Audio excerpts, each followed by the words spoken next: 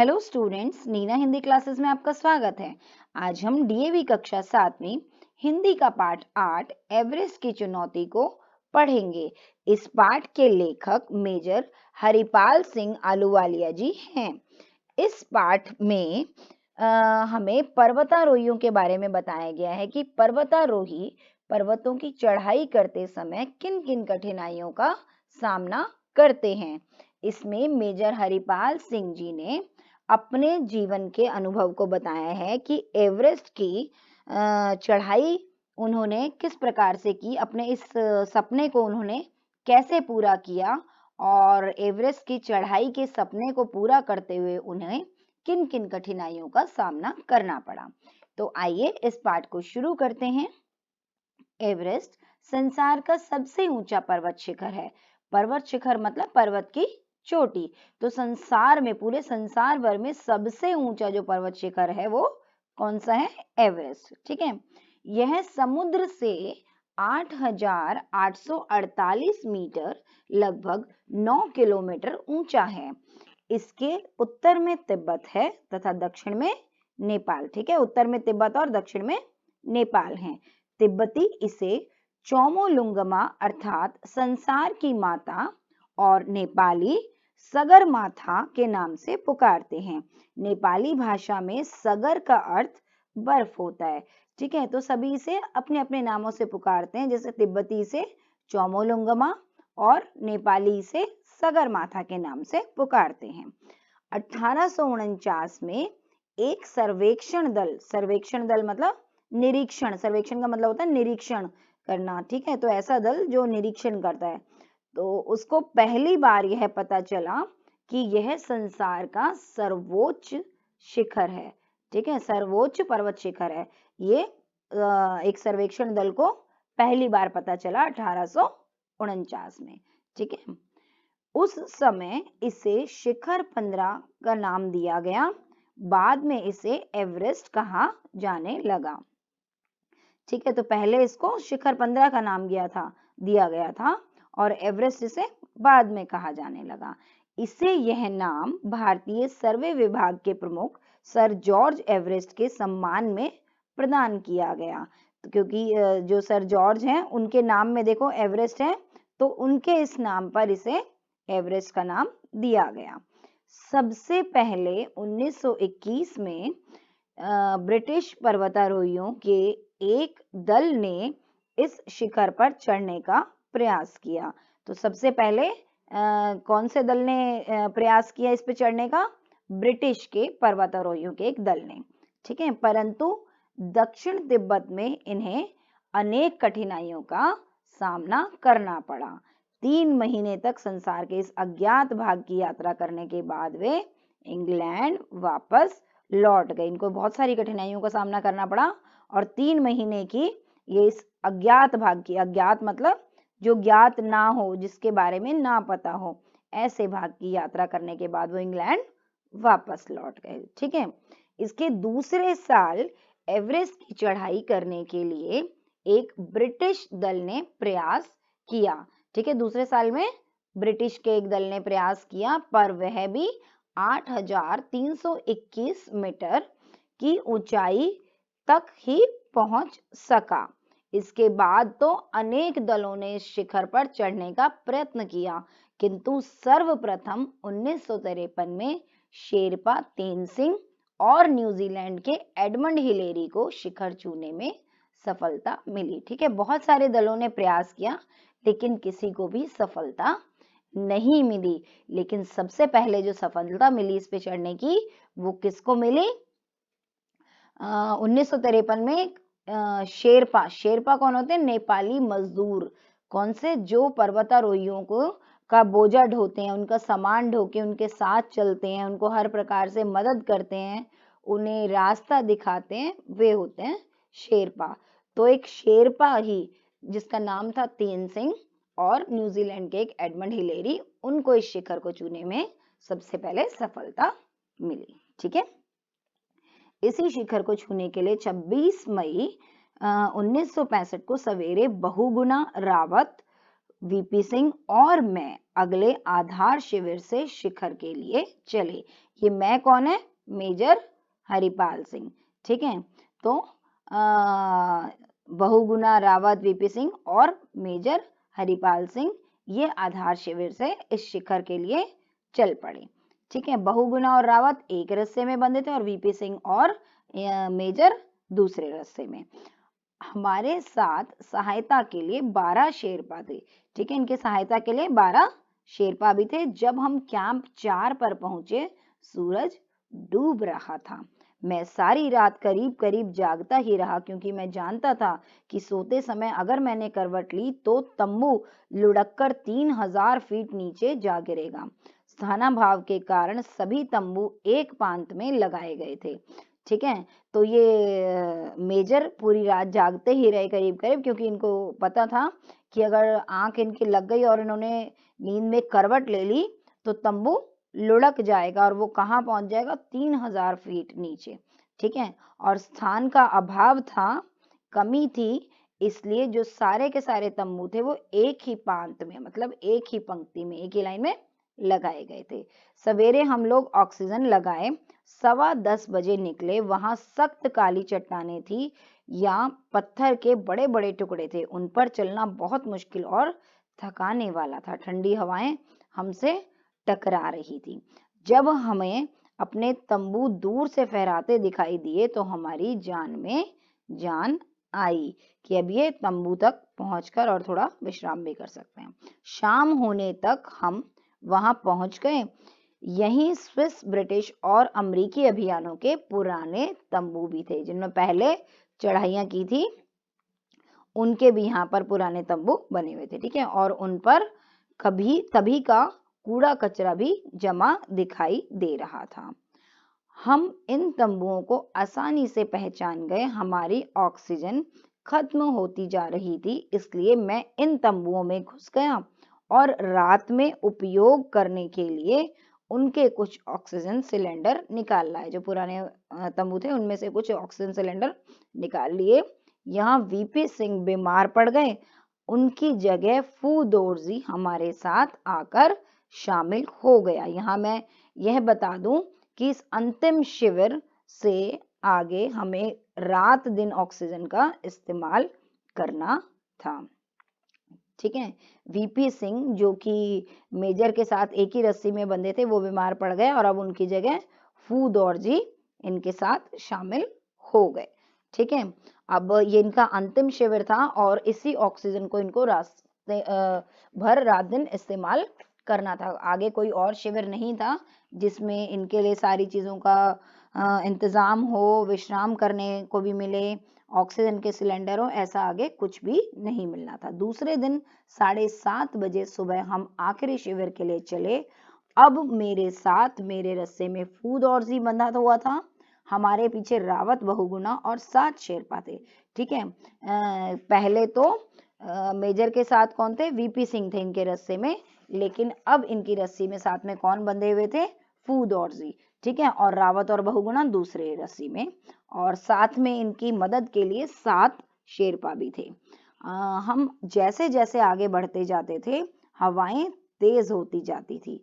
11:30 बजे हम इस पहाड़ी के उस हिस्से पर पहुंच गए जहां ढाल जरा कम था। 8512 मीटर की ऊंचाई पर यह हमारा अंतिम शिविर था। इस शिविर से आगे 450 मीटर लंबी एक पहाड़ी थी। यह पहाड़ी बहुत संकरी और तीखी है।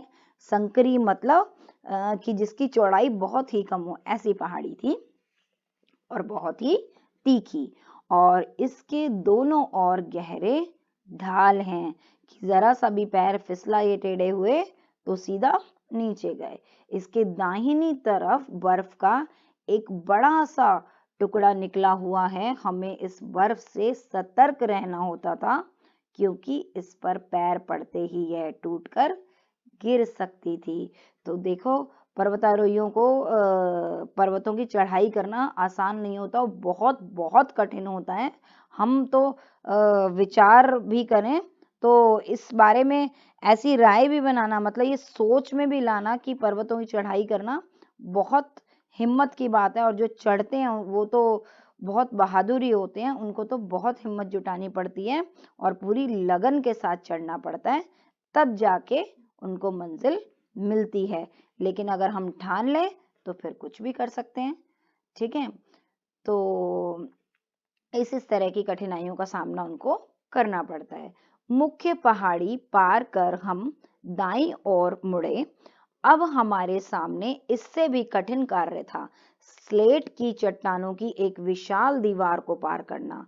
इस पर हाथ पैर टिकाने की कोई जगह नहीं थी।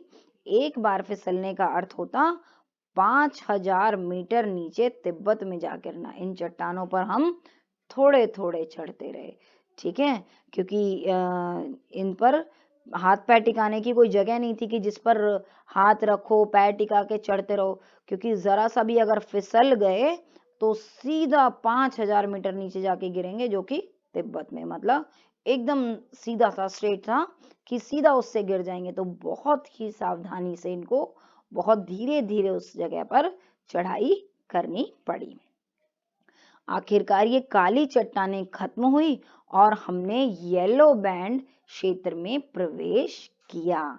इन चट्टानों में पीली पीली धारियां, इसलिए इसे येलो बैंड कहते हैं। ठीक है, चट्टानों में पीली धारियां होने के कारण इनको येलो बैंड का नाम दिया। इन पर चढ़ना अपेक्षाकृत सरल था। इन्हें पार कर हम दक्षिणी शिखर के तल तक पहुंचे, जहां से बिल्कुल सीधी चढ़ाई शुरू हो जाती है। ठीक है, अब चढ़ाई जो है बिल्कुल सीधी सीधी है। मेरे सिलेंडर की ऑक्सीजन कहीं से निकल रही थी, इसलिए मुझे सांस लेने में कठिनाई होने लगी है। जानकर मैं बहुत चिंतित हुआ। मैंने देखा कि सिलेंडर से मुंह तक ऑक्सीजन ले जाने वाली नली में छेद हो गया है। ठीक है, जो पाइप होता है जो सिलेंडर से मुंह तक ऑक्सीजन जिससे पहुंचती है, उसमें एक छेद हो गया। यह छेद बूटों की कील से हुआ था। जो बूट इन्होंने बड़े बड़े पहने हुए थे उसकी कील से कहीं इस नली में छेद हो गया था। आसपास कहीं बैठने की कोई जगह नहीं थी, इसलिए फू दोरजी ने बर्फ काटकर एक छोटा सा प्लेटफॉर्म बनाया। ठीक है, तो किसने? फू दोरजी ने बर्फ को काट काट कर एक छोटा सा प्लेटफॉर्म बनाया। यहाँ बैठकर मैंने टेप की सहायता से यह छेद बंद किया।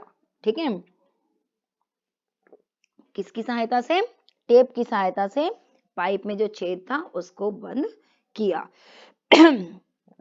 अब हम खुश होकर आगे बढ़ने ही वाले थे कि मुझे लगा कि कोई आदमी हमारी ओर हाथ हिलाता हुआ और हाँफता हुआ बहुत धीरे धीरे बढ़ रहा है। वह रावत था।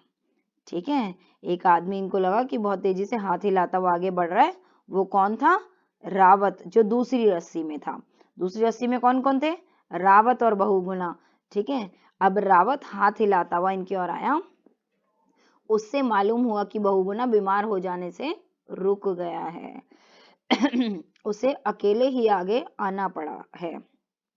रावत को हमने अपनी रस्सी के बीच में जगह दे दी और जो रस्सा केवल 2 व्यक्तियों के लिए था, उसी पर हम तीनों दक्षिण शिखर पर चढ़ने लगे। ठीक है, एक रस्सी में सिर्फ 2 ही लोग बंधकर चढ़ सकते थे, लेकिन अब इनको रावत को भी उसी रस्सी में जगह देनी पड़ी। अभी तक कभी भी एक रस्से पर 3 व्यक्तियों ने एवरेस्ट की चढ़ाई नहीं की थी।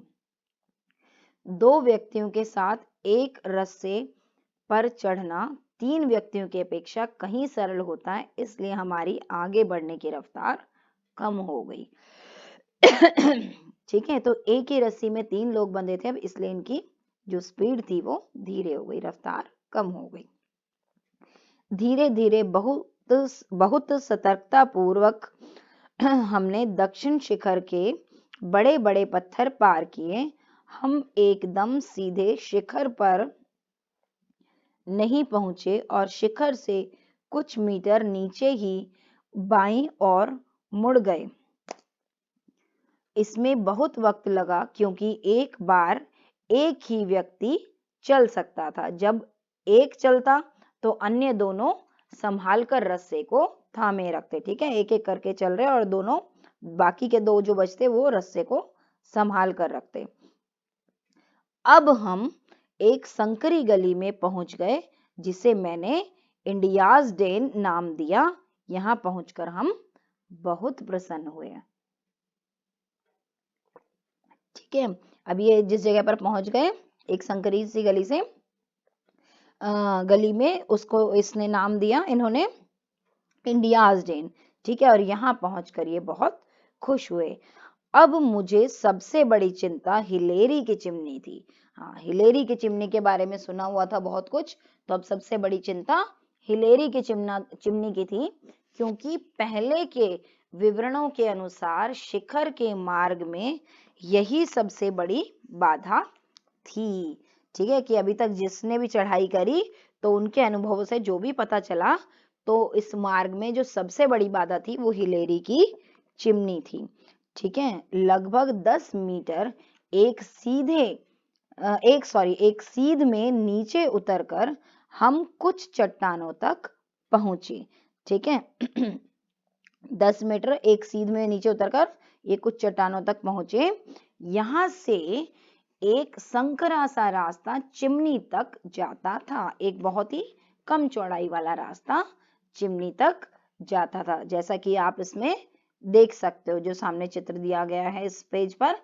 दक्षिण की ओर बर्फ के बड़े बड़े ढेर थे और हमें बड़ी कुशलता से उन पर कदम रखे बिना आगे बढ़ जाना था। उन्हें देखकर डर लगता था। बीच में चल रहे रावत ने जिम्मा लिया कि हम दक्षिण की ओर न जाएं और हमारे कदम चट्टानी हिस्से पर ही पड़ते रहे। यहाँ कुछ बड़ी बड़ी चट्टानें थी जो नीचे से ढीली थी। कई बार हमें कूदकर एक से दूसरी चट्टान पर जाना पड़ता। हाँ, एक से दूसरी चट्टान पर कूद कूद के भी कुछ जगहों पर जाना पड़ा। वो भी बहुत ही कठिन कार्य था कि जरा सा भी अगर पैर फिसल जाता तो बहुत मुश्किल हो जाती, फिर सीधा ही नीचे गिर जाते। इन चट्टानों के बीच से नीचे की ओर नजर डालते ही हम थर्रा उठते। नीचे 250 से 3000 मीटर तक गहरे गार थे, ऐसे गड्ढे बर्फ के जिसमें अगर बस धंस गए तो धंस गए। तो बहुत ही कठिन था ये इसको पार करना। एक तो चट्टानों को कूद कूद कर कहीं पर सीधे चढ़ते हुए किस किस तरीके से पार कर रहे थे, और नीचे देखना भी बड़ा डरावना था कि अगर जरा सा भी पैर फिसला या किसी भी वजह से नीचे गिर गए तो बहुत ही गहरे गाढ़ थे, उसके अंदर सीधा धंस जाएंगे। अब हम हिलेरी की चिमनी के ठीक नीचे पहुंच गए। इसी बाधा का हमें सबसे अधिक डर था। हम पर्वतारोही इस चिमनी से परिचित हैं जो चट्टान और बर्फ के ढेर के बीच 13 मीटर ऊंची खड़ी है। ठीक है, कितने 13 मीटर ऊंची, जो कि बहुत ऊंची हो गई। चट्टान पर हाथ या पैर जमाने की कोई जगह नहीं है कि अब चढ़ें कैसे। और बहुत ज्यादा चिकनी थी वो, बहुत ज्यादा चिकनी होने के कारण यह बहुत बड़ी समस्या है। मैंने कोशिश की कि हाथ रखने की जरा सी भी जगह पा जाऊं, पर मुझे कुछ नहीं मिला। कहीं ऐसी जगह नहीं थी कि जहां पर हाथ रखे। अब हाथ पैर रख ही नहीं पाएंगे तो चढ़ेंगे कैसे। बर्फ के ढेरों के कारण दक्षिण की ओर से इसे पार करना बहुत खतरनाक था। बाईं ओर और भी ढलवां चट्टानें थी जिन्हें पार करना असंभव था। फू दोर्जी ने इस पर चढ़ने की कोशिश की, वह बार बार फिसलता ही रहा। ठीक है, फू दोर्जी ने भी कोशिश की लेकिन वो भी बार बार फिसलता रहा। तब उसने चट्टान में बर्फ की कुल्हाड़ी की मदद से बर्फ की ही कुल्हाड़ी बनाई और उसी की मदद से छेद करने की कोशिश की और उसके सहारे ऊपर चढ़ा। ठीक है, बर्फ से ही छेद किया उसकी कुल्हाड़ी बनाकर और उसके सहारे से ऊपर चढ़ा। वह जमी हुई बर्फ में अपने जूतों की कीलें गाड़ देता। उनके जूतों के नीचे कीलें लगी होती है ताकि वो बर्फ में पैर बार बार टिका सके, ठीक है, वरना तो फिसल जाएंगे।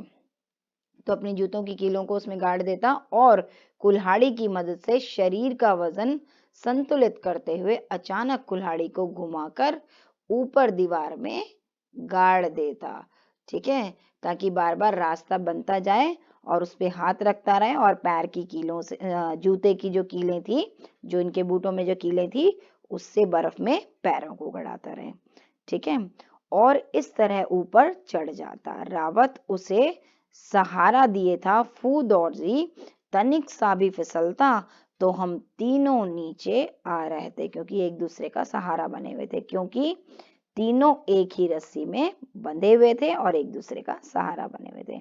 आखिरकार फूदौजी बिल्कुल ऊपर पहुंच गया और हमें दिखाई देना बंद हो गया।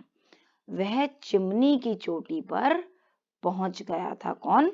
फूदौजी अभी चिमनी की चोटी पर पहुंचा है। रावत चट्टान पर फिसल रहा था और उसे तथा उसके बाद मुझे फूदौजी ने ऊपर खींच लिया।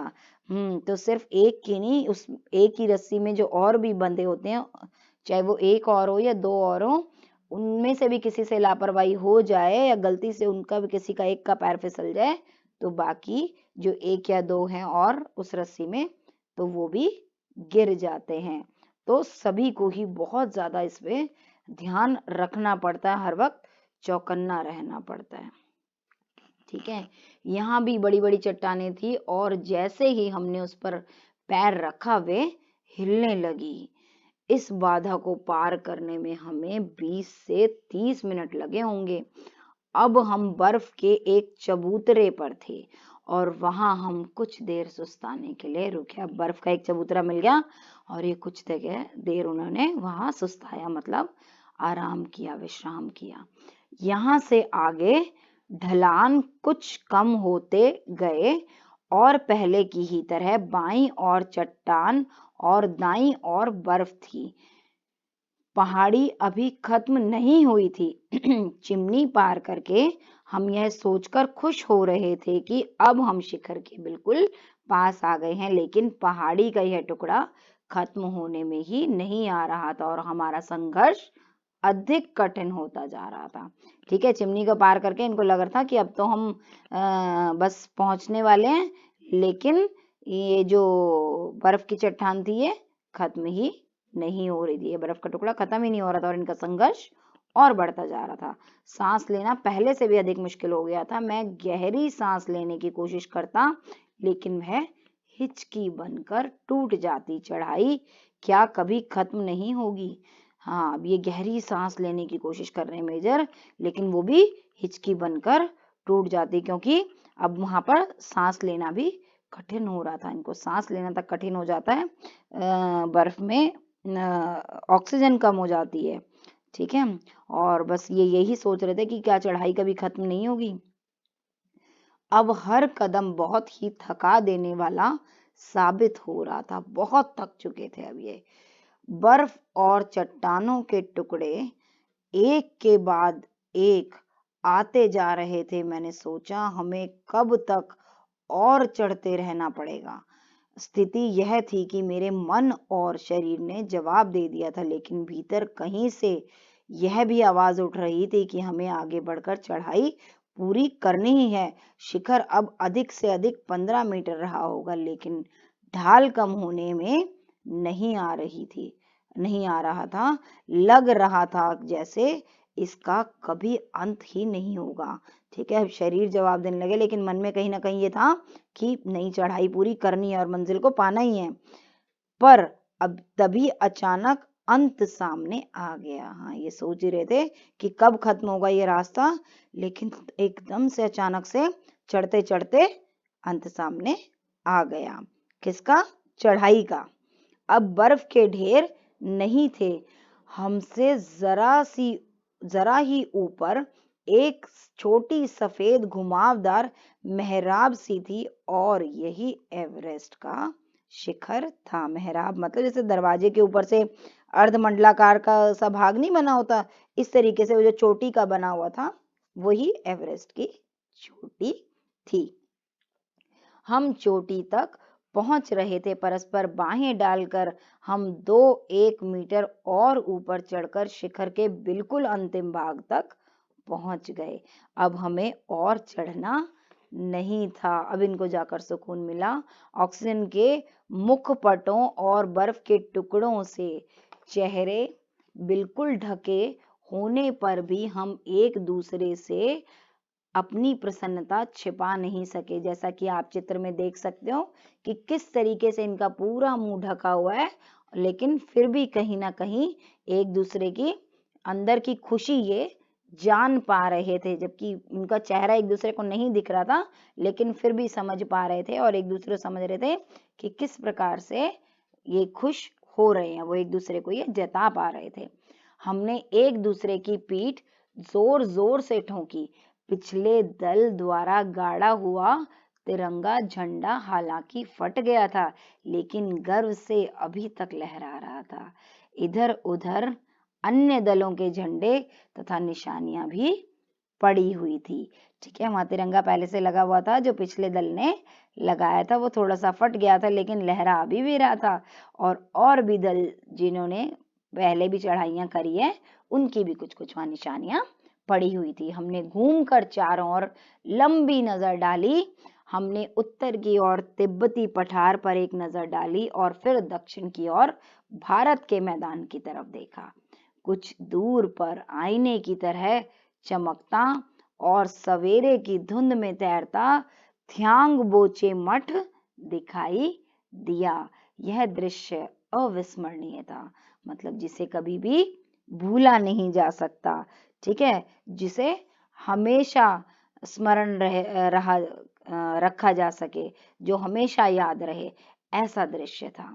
संसार को इस छत पर खड़े होकर और अपने नीचे मीलों दूर तक देखते हुए मेरे मन में जो भावनाएं उठी, उनमें सबसे प्रमुख भावना विनय की थी, मतलब प्रार्थना की। ठीक है, इतनी ऊंची छत, जिससे ऊंची कोई छत हो ही नहीं सकती। संसार की, पूरे संसार की सबसे ऊंची छत से खड़े होकर संसार को देखना, एक बहुत ही गौरव वाली और बहुत ही प्रसन्नता वाली बात थी। उस समय जो मन में भावनाएं उठती हैं, उसका कोई अंदाजा ही नहीं लगा सकता। ठीक है, और इनमें सबसे प्रमुख भावना जो इनके मन में आई थी उस समय, वो थी विनय की, प्रार्थना की। मेरा रोम रोम यह कह रहा था कि ईश्वर की कृपा है कि चढ़ाई समाप्त हो गई। और ये ईश्वर से प्रार्थना करने लगे, ईश्वर का मन ही मन धन्यवाद करने लगे कि हे ईश्वर, आपकी कृपा से चढ़ाई समाप्त हो गई। ठीक है, अभी तक तो ये सिर्फ चढ़ते जा रहे थे, चढ़ाई पूरी होगी नहीं होगी कुछ नहीं पता था, लेकिन मन में आशा लिए ऐसा ये कर रहे थे। रावत ने झुककर शिखर पर दुर्गा की एक मूर्ति रखी और उसके सामने जरा सी धूप जलाई। मैंने गुरु नानक का एक फोटो और माला रखी। फूदौर जी ने चांदी का एक लॉकेट रखा जिसमें दलाई लामा का फोटो लगा हुआ था। उसने भेंट स्वरूप चॉकलेट, बिस्किट, मिठाइयाँ आदि भी रखी। ठीक है, तो तीनों ने अपने अपने तरीके से ईश्वर की पूजा की, प्रार्थना की। ऑक्सीजन खत्म हो रही थी, इसलिए मैंने बिना समय नष्ट किए फोटो खींचने शुरू कर दिए। मूवी कैमरा निकाला तो पता लगा कि वह काम ही नहीं कर रहा है। इससे हमें बड़ी निराशा हुई। फिर मैंने दूसरे निकॉन कैमरे से चारों ओर के बहुत से फोटो खींचे। इसमें सबसे प्रमुख फोटो तिब्बत में रंगबुक ग्लेशियर का था। सबसे प्रमुख फोटो जो था वो तिब्बत में रंगबुक जो ग्लेशियर था उसका फोटो खींचा इन्होंने दूर से। मैंने उत्तरी पहाड़ी और उत्तर कोण की ओर दृष्टि डाली। इसी रास्ते से 1920 तथा 1930 के बाद के आरंभिक अभियान दल चढ़े थे। ठीक है, शिखर पर हमारा समय सपने की तरह बीत रहा था। अब तक हमें यहाँ पहुंचे हुए आधे घंटे से ज्यादा वक्त गुजर चुका था और अब धरती माता को प्रणाम करके वापस लौटना था। ठीक है, ये सब कुछ इनको सपने की तरह लग रहा था, क्योंकि ये बहुत ही सुखद और बहुत ही सुखमय अनुभव था। और यहाँ पर पहुंचे इन्हें अब आधा घंटा हो चुका था। अब ये बस जहाँ खड़े थे एवरेस्ट की चोटी, उस धरती को, उसको प्रणाम करके अब इनको वापस भी लौटना था। यह सोचते ही मैं बहुत उदास हो गया। मेरी उदासी का क्या कारण, क्या यह कारण था कि चढ़ाई की जो सबसे बड़ी ऊंचाई है उसे मैंने छू लिया था और इससे बड़ी कोई ऊंचाई चढ़ने को नहीं रह गई थी। तो अब उनको लग रहा था क्या इससे ऊंची और कोई चढ़ाई नहीं है? जो सबसे ऊंची चढ़ाई थी उसको तो इन्होंने पूरा कर लिया। तो देखा बच्चों, अगर मन में लगन हो, पूरे लगन के साथ हम अगर कोई कार्य करें तो हमें कोई ऐसा नहीं है जो हरा सके। हम जीवन की हर मंजिल को पार कर सकते हैं अगर हम सच्चे मन से, पूरी लगन से मेहनत करें और जुट जाएं किसी कार्य को करने में, तो हम हर कार्य को पूर्ण कर सकते हैं और अपनी मंजिल को पा सकते हैं। तो बच्चों, वीडियो कैसी लगी? उम्मीद करती हूँ आपको पसंद आई होगी मेरी वीडियो। अगर आपको वीडियो पसंद आई तो इसको लाइक, शेयर और सब्सक्राइब जरूर करें। धन्यवाद।